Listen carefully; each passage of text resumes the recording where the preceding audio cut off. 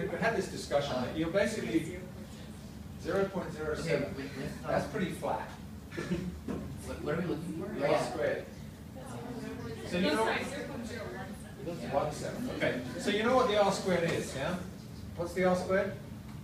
How close it is to that line? Yeah, it basically describes how much of the variation is explained by that line. Okay? So you'd like a value of 0.9 because that would mean that 90% of the variation, the scatter of those plots, actually was explained by the line. That would be really cool. If it's 0.17, not very big. We discussed this. I discussed this with these guys. You know, you really should be doing statistics on this. So the R squared is just a guide, but what most of us would do is test that R squared against a certain value and come up with a p-value. So we'd say it's statistically significant. And we might move to that next year. I think I could write you a module in a program which you could actually access. Think about this in terms of feedback at the end of the course. We try not to burden you, but there is this freeware package called R statistical package, R the letter, which you can search for and download. It's free. That's why people love it. The graduate students are all using it because it's free.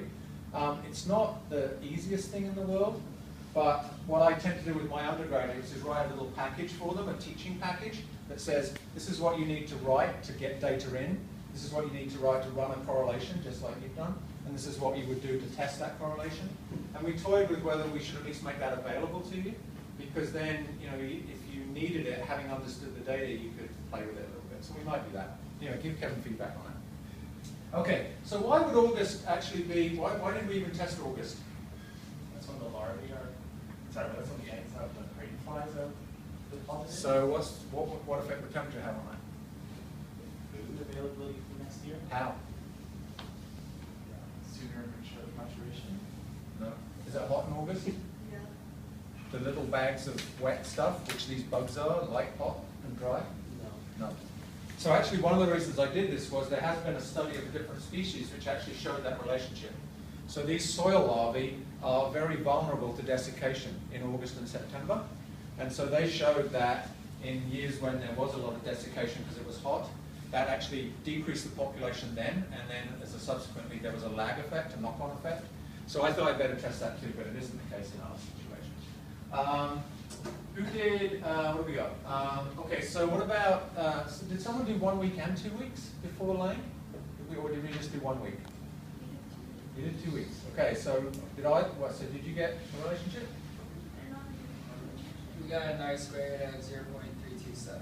Pretty bad. 0.3, oh, that's not bad. 327, yeah, okay. Okay, that's not bad. It's so hard to get excited about it because without the statistics, I'm not sure. So how would that work? So, well, let's just do the 1 week. 0.327 for 2 weeks before. What did you get for 1 week before? Your R squared? Wow. Is that a flat line? I mean, does your graph look like a flat line? Yeah. It's kind of weird, eh? So your graph doesn't look like a flat line. So 1 week makes the difference. But what's odd is you've actually included their period in yours, yeah? Because you've got their week plus one other. So what does that tell us? That their week means that. So what does it tell us?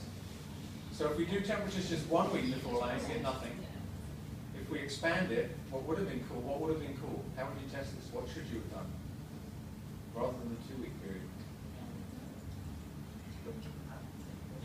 Yeah. Because it sounds like you've got some additive effect, yeah? And it can't be because of their week, because it's a flat line, yeah? So if you'd actually just looked at, say, the, 7 to 14 days, that might have given us something. So there's a problem with that, though. So we think this is a direct effect. So how would temperature directly affect females? We've had a bunch of ideas, actually. Any ideas? This is what's going on here. These are my data. So I said I study physiology more, and so this is the same kind of thing. So this is the timing of reproductive development in males and females, starlings. And you can see actually the males are kind of different. So if we were doing this with male data, then you may get very different predictions about which temperature period might be important, because basically in males you get this very gradual increase. So what might be a good temperature period for males? How might we have tested this for males?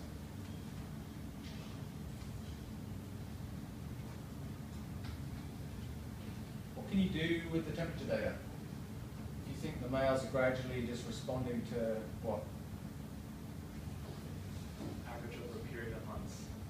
Yeah, basically they could be using cumulative temperature, for example. So you could add up, we call it degree days. You can add up the sort of warmth sum. So, you know, you add 25 degrees one day to 25 degrees the next day to 25 degrees. And so it could be that you get in males a very different way that temperature actually affects this. It could be some gradual ramping up. You'll see what's happening in the females. In females you get this is oviduct size, so the oviduct is the fallopian tube. And the follicles are going to be the yellow things that produce yolk, which are going to become eggs. And so this is a measure of the female switching on her reproductive system. And you can see in females, nothing, nothing, nothing, nothing. Bam, immediately they switch on. And so that's really why I actually thought I might see a signal, a relatively short-term signal, a direct effect of temperature. Because what you guys tested was basically the temperature exactly at the time the female seemed to be responding. And so it's a bit weird that we don't get an effect there. And it's probably because these are partly endotherms, and so in some ways the temperature is just not going to be as important to them. I measure hormones as well, so on this graph we've got the same kind of thing. This is throughout laying. There's a number of follicles, so 0 follicles, 1 to 2 follicles, 3 to 4, 5 to 6, and then they start ovulating them and laying eggs. So they go back down again, and then there's this clutch completion. They've laid their full clutch of 6 eggs. And I've measured here the hormone estradiol, and also the yolk protein, so that's vitellogenin, which is actually forming the yolk. And you can again see the females do absolutely nothing until the last little while, and then bam, they turn on. And that's a total mystery to us. We don't understand why that is. So who did, yes? Is there something like an behavior of them? I wish I knew. Well, okay, so I actually don't know. I really don't. So, I mean, well, okay, let me just finish off the temperature thing and then we'll get to that, yeah? Because I think that we're doing some work to answer that question because the temperature thing has failed miserably. So I have to look for a little